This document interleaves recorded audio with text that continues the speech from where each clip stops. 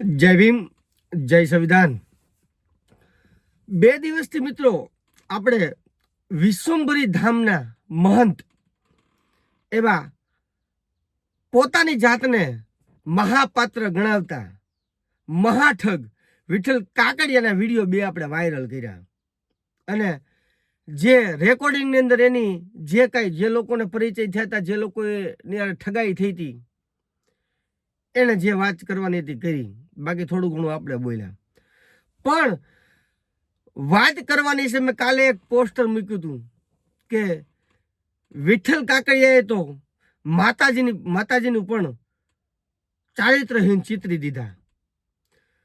વાત કરું પ્રાગટ્યથી, આ ભાઈ જે દાવા કરે છે કે માતાજીએ મને આવી રીતે દર્શન આપ્યા, તો જ્યારે કમળાપુરથી લીલાપુર આ પોતે મહાઠગ મહાપાત્ર વિઠ્ઠલ જ્યારે કમળાપુરથી લીલાપુર એના ગામ જતો હતો, ત્યારે સમય તો 6/9/1999 જ્યારે માતાજીએ આને દર્શન આપ્યા ત્યારે છાલ હતી 6/9/1999 6/9/1999 જ્યારે વિઠ્ઠલ કાકડિયા કમળાપુરથી લીલાપુર જતો હતો, ત્યારે વચ્ચે ઘેઘુર જંગલ આવે છે અને એક 18 વર્ષની એક રૂપ સુંદરી, એક સુંદર દીકરી ન્યા જંગલમાં ઊભી હોય છે। જે તે સમયે 1999 જુવાન દીકરીઓ પોતાના ઘરની બહાર નીકળવા પહેલા 100 વખત વિચાર કરતી,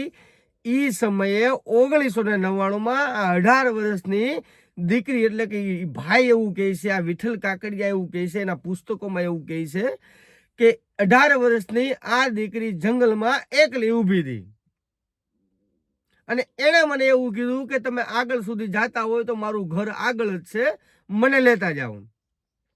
હવે આ વ્યક્તિ જે વિઠ્ઠલ ઠગ છે, એ વિઠ્ઠલ ઠગે લોકોને છેતરવા માટે કઈ હદે નાલાયકી કરી છે, એ તમને હું સમજાવવા માંગુ છું કે આટલી હદે કોઈ નાલાયક, કોઈ નીચલી, કોઈ એવો હલકી કક્ષાનો વ્યક્તિ જાય જ નહીં કે એની પોતાની માને વેશ્યા ઠેરાવી દે। હવે એ દીકરી એને એમ કહે છે કે મારું ઘર આગળ છે, મને લેતા જાઓ। એટલે આ ભાઈ તો મહાદયાળ, દયાનો સાગર, એટલે એ બેનને બેહાડી લે છે। હવે બેન ગાડીની પાછળ બેસીને આ ભાઈના ખંભા ઉપર હાથ મૂકે છે, એટલે આ ભાઈ તો એટલા બધા હરિશ્ચંદ્ર કે આવી 18 વર્ષની જુવાન જો દીકરીના રૂપના અંબાર આના ખંભે હાથ મૂકેલા ભાઈ ખીજાઈ જાય, એ તું રહેવા દે, મારી યાર આવું ન કર, હું એવો નથી, હું ફલાણો નથી, ઢીકડો નથી। આ વ્યક્તિ પોતાનું અસ્તિત્વ ઊભું કરવા માટે, લોકોને છેતરવા માટે એક વિશ્વંભરી માતાજીને, જે એક સ્ત્રીના રૂપમાં આ ભાઈને સ્ત્રીના રૂપમાં ભાઈને મળે છે, એને એટલી હલકી, તમને કહો વેશ્યાની યારે હરખાવી દે છે અને એવું કહે છે કે માતાજી મારી યારે છીછોરી હરકત કરે છે, માતાજી મારી પાસે બીભત્સ માંગણી કરે છે।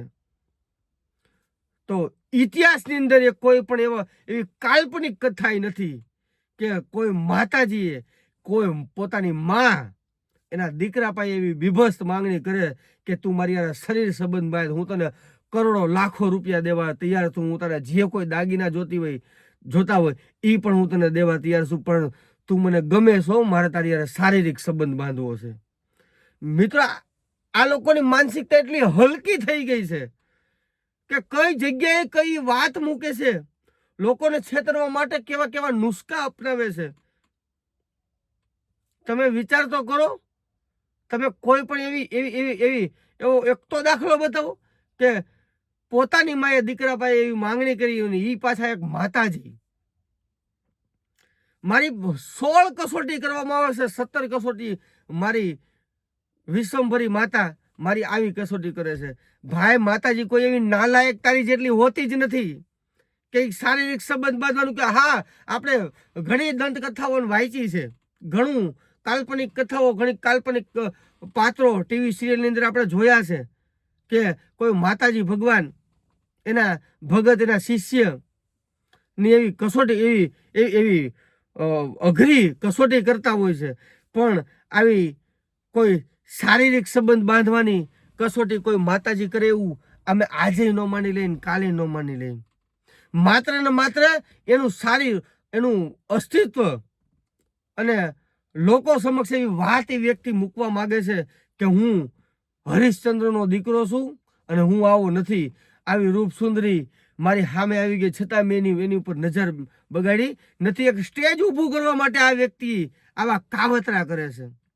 બાકી ઇતિહાસ ક્યાંય સાક્ષી નથી કે ઇતિહાસની અંદર ક્યાંય એવા દાખલા નથી કે કોઈ માતાજી અથવા કોઈ દીકરાની પાસેની માએ આવી બીભત્સ માંગણી કરી હોય. તો માત્ર ને માત્ર હું લોકોને એટલું જ કહેવા માંગુ છું, વધારે વાત નથી કરતો, પણ જે વ્યક્તિ એક માતાજીને એક વેશ્યા ચિતરી દેતો હોય એવા વ્યક્તિ ઉપર વિશ્વાસ કરવો બિલકુલ યોગ્ય નથી. તમે શ્રદ્ધા કોઈ પણ વ્યક્તિ ઉપર રાખો. લોકો કૂતરા ઉપર શ્રદ્ધા રાખે છે. તમે તો માતાજી ઉપર શ્રદ્ધા રાખો છો, નો ડાઉટ. લોકો કૂતરા ઉપર શ્રદ્ધા રાખે છે, પણ તમે શ્રદ્ધામાં એટલા ગળાડૂબ ન થાવ કે અંધશ્રદ્ધાના નામે વ્યક્તિ તમને લૂંટતો હોય છતાં તમને દેખાય નહીં. લીલાપુરની અંદર ત્યારબાદ લીલાપુરની અંદર આ વ્યક્તિએ મને વિશ્વંભરી માતાએ દર્શન આપ્યા અને ત્યાં ધામ બનાવે છે. એના પોતાના જ ઘરની અંદર ઘણી બીજી લાંબી કહાની છે, એ હું બીજા પાર્ટની અંદર કહીશ. પણ હાલ માત્ર ને માત્ર હું લોકોને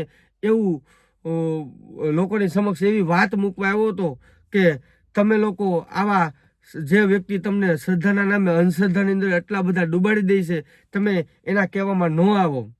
અને એ વ્યક્તિ જ્યારે માતાજીનું પ્રાગટ્ય થાય છે, માતાજી સાક્ષાત દર્શન દે છે, ત્યારે એ વ્યક્તિ એવું કહે છે કે માં તું જેમ પતઈ રાજાને ત્યાં તું ગરબે રમવા આવી હતી એમ તું મારી ન્યાય ગરબે રમવા આવ.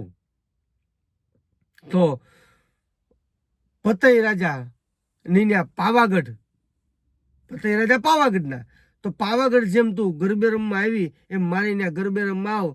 તો ભાઈ અકલ મઠા તને એટલી ખબર નથી કે પાવાગઢની અંદર મહાકાળી છે, અને આ વિશ્વંભરી માતાને તું બોલાવે છો અને તેને ધામે વિશ્વંભરી માતાનું બનાવ્યું છે, મહાકાળીનું બનાવવું હતું ને ભાઈ. અને મા પાસે આ ભાઈ એવું વરદાન માંગ્યું કે હું સેકન્ડ વરમાં હજારો કરોડો કિલોમીટર કાપી શકું અને કોઈ પણ મંદબુદ્ધિના વ્યક્તિની મંદબુદ્ધિ જાણી શકું.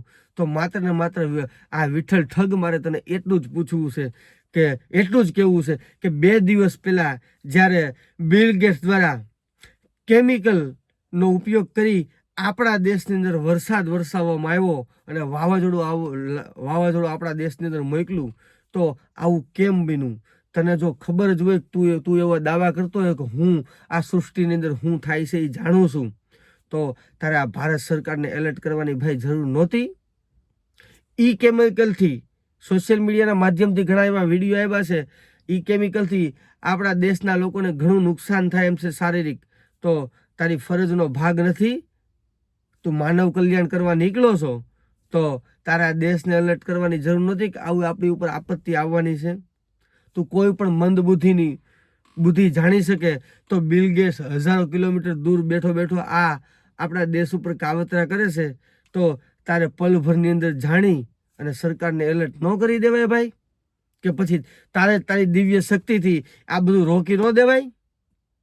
આવા ઝાકુમના ધંધા કરવાનું ભાઈ બંધ કરી દે અને લોકોને ધર્મના નામે છેતરવાનું બંધ કરી દે. અને લોકોને 2 હાથ જોડી વિનંતી કરું છું કે કોઈ પણ વ્યક્તિ આ ઠગના છેતરપિંડીમાં ન આવે. અને આ વિડીયો બનાવવાનું મારું માત્ર ને માત્ર ધ્યેય એટલો જ હતો કે આ વ્યક્તિની જે તમને માતાજીના નામે જે તમને છેતરે છે એ છેતરપિંડી બંધ થાય ને તમે લોકો છેતરાતા બંધ થાવ. અને હવે પછી કોઈ પણ વ્યક્તિ આના ષડયંત્રમાં ફસાય અને ન છેતરાય એનું ખાસ ધ્યાન રાખે. મિત્રો, આ વિડીયો બને એટલો શેર કરો, દરેક વ્યક્તિ સુધી પહોંચાડો, જેથી કરી કોઈ પણ વ્યક્તિ આ મહાપાત્ર વિઠ્ઠલથી બચી શકે. બસ વધારે નથી કહેતો, પણ બીજા એપિસોડની અંદર હજી ઘણા ખરા ખુલાસા કરીશ. અત્યારે તો માત્ર ખાલી એટલું જ તમારી વચ્ચે મૂકવાનું હતું કે આ વ્યક્તિ મહાપાત્ર નથી, મહાઠગ છે. માતાજીના નામે લોકો છેતરપિંડી કરે છે. આ એક વ્યક્તિ એક માતાજી જેવા એક માતાજીને જો વેશ્યા ચિતરી દેતો હોય તો તમારી લોકો સાથે શું કરી શકે એનું કાંઈ જ નક્કી નથી. એટલે માત્ર ને માત્ર આ વ્યક્તિને પોતાના ખિસ્સા ભરવામાં રસ છે, પોતાના પૈસા ભેગા કરવામાં રસ છે. કોઈ વ્યક્તિની આસ્થા શ્રદ્ધા સાથે આ વ્યક્તિને કાંઈ છે નહીં. એટલું તમે ખાસ ધ્યાનમાં લેજો. આ વિડીયોને મિત્રો બને એટલો શેર કરો. જય ભીમ, જય સંવિધાન.